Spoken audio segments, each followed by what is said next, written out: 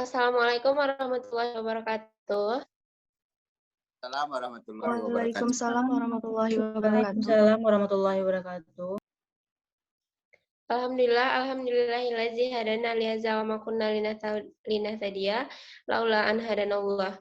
Puji syukur marilah kita ucapkan kehadiran Allah Subhanahu wa taala yang mana berkat rahmat dan karunia beliaulah kita dapat berkumpul walaupun hanya secara virtual pada saat ini, yaitu guna mempresentasikan makalah kita yaitu tentang jenis-jenis upah yang akan dipresentasikan oleh kelompok 2 yang terdiri dari yang pertama saya sendiri, Elsa Sylvia Putri, Nur Indah Sari, Anggina Fajar Sukma, Zahra Salsabila Azwar, Nia Putriani, Diko Fadriansyah, Yumita Sari, Salsabila Zulfidayat, dan Rizky Feriwaldi.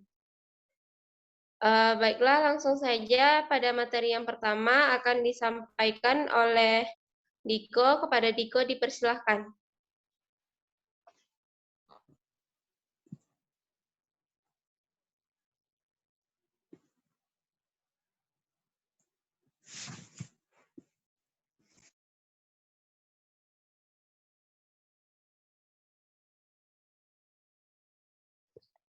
Baik, Assalamualaikum warahmatullahi wabarakatuh. Saya Riko Badriansa, NIM 32191017, akan mempresentasikan materi kami yaitu tentang jenis-jenis upah. Yang pertama yaitu definisi upah. Secara bahasa yaitu upah adalah uang dan sebagainya yang dibayarkan sebagai pembalasan jasa atau sebagai pembayaran tenaga yang sudah dikeluarkan untuk mengerjakan sesuatu seperti gaji dan imbalan. Secara etimologi, dalam sudut pandang pasal 1 ayat 30 Undang-Undang Ketenagakerjaan, upah adalah hak pekerja atau buruh yang diterima dan dinyatakan dalam bentuk uang sebagai imbalan dari pengusaha atau pemberi pekerjaan kepada pekerja atau buruh yang ditetapkan dan dibayarkan menurut suatu perjanjian pekerjaan. Tunjangan bagi pekerja atau buruh dan keluarganya atas suatu pekerjaan dan jasa yang telah atau akan dilakukan. Sekian presentasi dari saya. Assalamualaikum warahmatullahi wabarakatuh. Terima kasih kepada Diko. Selanjutnya materi yang kedua akan disampaikan oleh Yumita Sari. Kepada Mita dipersilakan. Baiklah, Assalamualaikum warahmatullahi wabarakatuh. Saya Yumita Sari, NIM 32191020 akan menjelaskan mengenai jenis-jenis upah. Di mana menurut referensi hukum ketenagakerjaan, upah dikategorikan dalam beberapa jenis. Yang pertama, upah minimal, yaitu sejumlah uang yang diberikan secara tunai kepada pekerja sebagai bentuk imbalan jasa atau pelayanan yang telah dilakukannya. Yang kedua, upah nyata, di mana uang yang nyata dan benar-benar diterima oleh buruh yang berhak. Sedangkan yang ketiga, upah hidup, adalah upah yang diterima pekerja cukup untuk membiayai keperluan hidupnya secara luas. Sedangkan yang keempat adalah upah minimum, merupakan standar yang dijadikan dalam menentukan upah, biasanya ditentukan oleh pemerintah. Sekian presentasi dari saya kembalikan ke moderator. Terima kasih kepada Yumita. Selanjutnya akan disampaikan oleh Nia Putriani. Kepada Nia dipersilakan. Assalamualaikum warahmatullahi wabarakatuh. Baiklah, saya Nia Putriani dengan NIM 321916 akan melanjutkan presentasi selanjutnya, yaitu mengenai sistem pengupahan.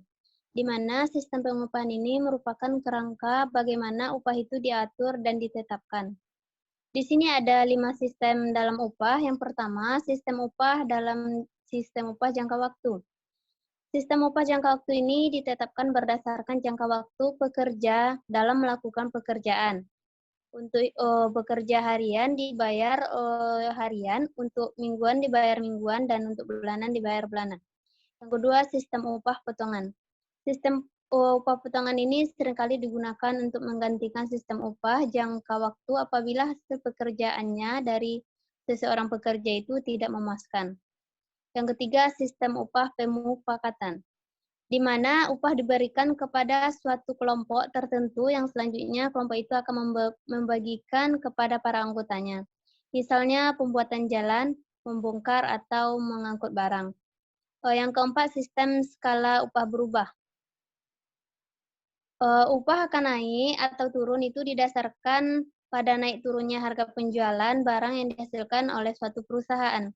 Di mana di sini jika harga naik maka upah naik, begitu juga sebaliknya jika harga turun maka upah akan turun.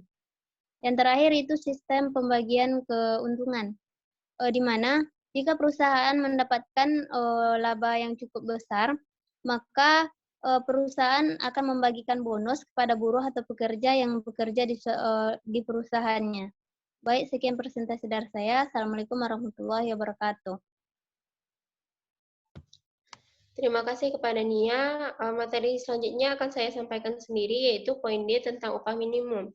Upah minimum adalah suatu standar minimum yang digunakan oleh para pengusaha atau pelaku industri untuk memberikan upah kepada pekerja di dalam lingkungan usaha atau kerjanya. Menurut pasal 42 Peraturan Pemerintah Pengupahan, upah minimum hanya berlaku bagi pekerja dengan masa kerja kurang dari 1 tahun pada perusahaan bersangkutan.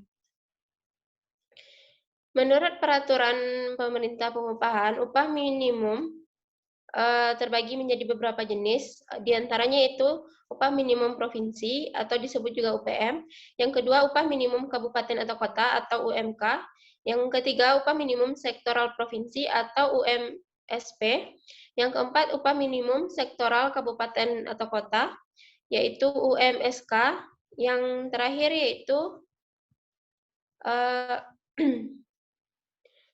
upah minimum sektoral kabupaten. Selanjutnya, materi akan disampaikan oleh Gina Fajar Sukma. Kepada Gina dipersilakan. Baiklah, saya Anggina Fajar Sukma dengan NIM 3219013. Saya akan melanjutkan presentasi dari Elsa, yaitu bagian E, kebijakan pengupahan. Setiap pekerja atau buruh berhak memperoleh penghasilan yang memenuhi penghidupan yang layak bagi kemanusiaan. Untuk mewujudkan penghasilan yang memenuhi penghidupan yang layak bagi manusia, pemerintah menetapkan kebijakan pengupahan yang melindungi pekerja atau buruh. Kebijakan pengupahan yang melindungi pekerja atau buruh meliputi yang pertama yaitu upah minimum, upah kerja lembur, upah tidak masuk kerja karena berhalangan, upah tidak masuk kerja karena melakukan kegiatan lain di luar pekerjaannya, upah karena menjalankan hak waktu istirahat kerjanya, bentuk dan cara pembayaran upah, denda dan potongan upah, hal-hal yang dapat diperhitungkan dengan upah, struktur dan skala pengupahan yang proporsional, upah untuk pembayaran pasongan, dan terakhir yaitu upah untuk perhitungan pajak penghasilan. Sekian dari saya kembalikan kepada moderator. Terima kasih kepada Angina. Selanjutnya akan disampaikan oleh Zahra Salsabila Azwar. Kepada Zahra dipersilakan. Baiklah, saya Zahra Salsabila Azwar akan melanjutkan presentasi dari teman saya. Yang F tentang prinsip-prinsip pengupahan. Prinsip pengupahan dalam Undang-Undang Nomor 13 Tahun 2003 tentang Ketenagakerjaan adalah sebagai berikut. Yang A, setiap pekerja atau buruh berhak memperoleh penghasilan yang memenuhi penghidupan yang layak bagi kemanusiaan. Yang B, untuk mewujudkan penghasilan yang memenuhi kehidupan yang layak bagi kemanusiaan, pemerintah menerapkan kebijakan pengupahan yang melindungi pekerja atau buruh. Yang C, kebijakan pengupahan yang melindungi pekerja atau buruh. Yang D, pemerintah sekarang sudah menetapkan upah minimum berada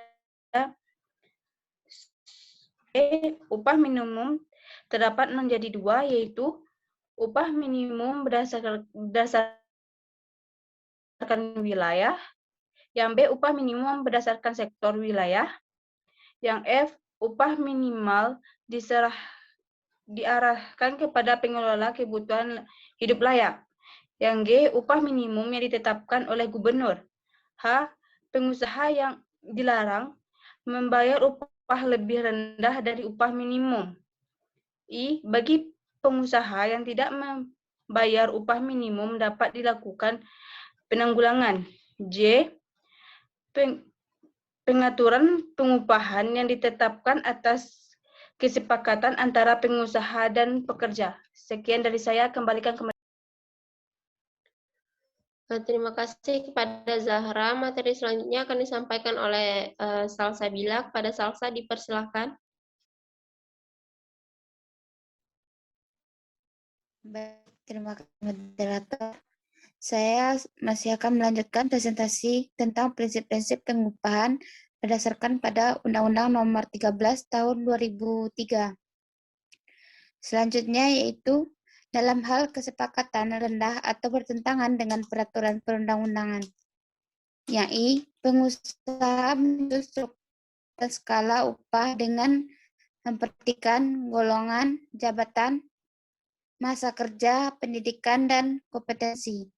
Pengusaha melakukan peninjauan upah secara berkala dengan memperhatikan kemampuan perusahaan, produktivitasnya.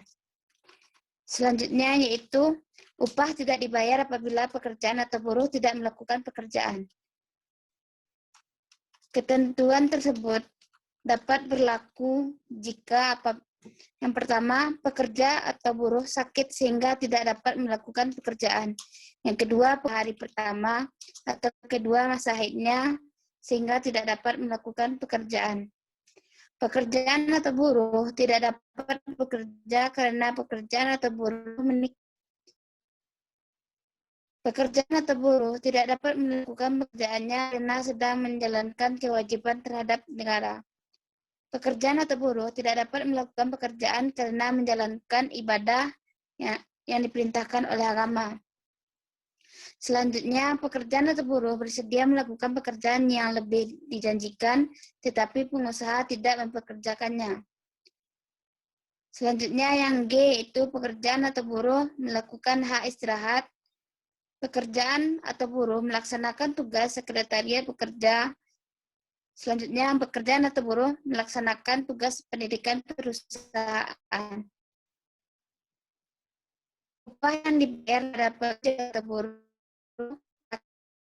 adalah sebagaimana yang pertama, untuk 4 bulan pertama dibayar 100% dari upah, untuk bulan kedua dibayar 75% dari upah, untuk 4 bulan ketiga dibayar 50% dari upah, dan 4 bulan selanjutnya dibayar dengan 25% dari upah sebelum pemutusan hubungan kerja dilakukan oleh pengusaha. Dalam hal komponen upah terdiri dari upah pokok dan tunjangan. Tetap muka besarnya upah pokok sedikitnya yaitu 75%. Pelanggaran yang dilakukan oleh pekerja atau buruh karena kesenjangan atau kelalaiannya dapat dikenakan denda. Dalam hal perusahaan menyatakan pelilit atau dikidasi berdasarkan peraturan perundang-undangan yang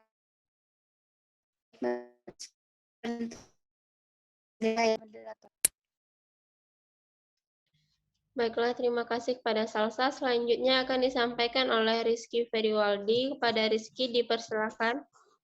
Baiklah, saya Rizky Feriwaldi, NIM 32-19-019.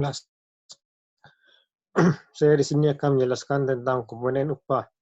Komponen upah terbagi 3.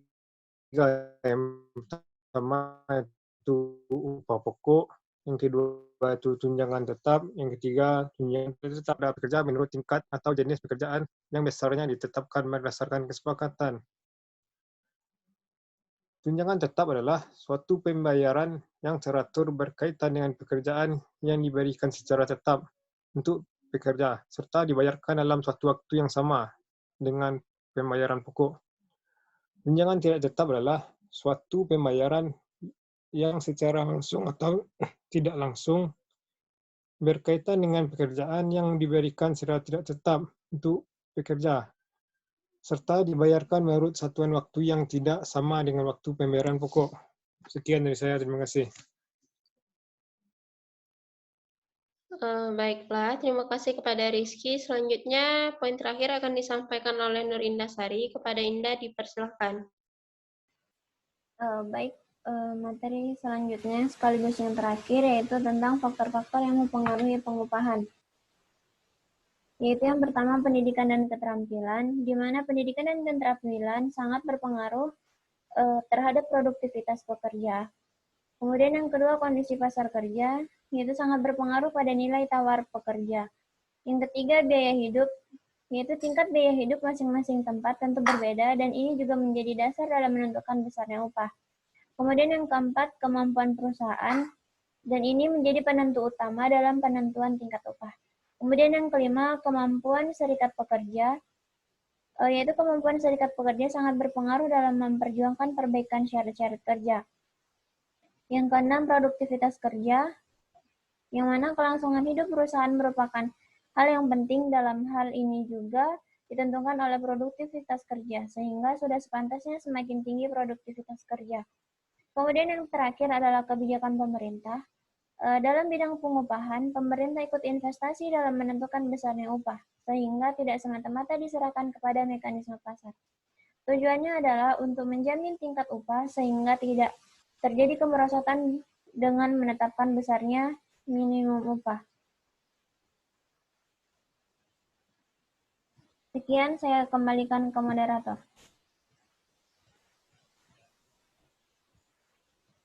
Baiklah, terima kasih kepada Sari.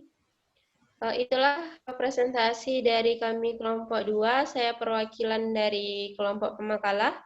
Kalau ada kata-kata yang salah, saya mohon maaf.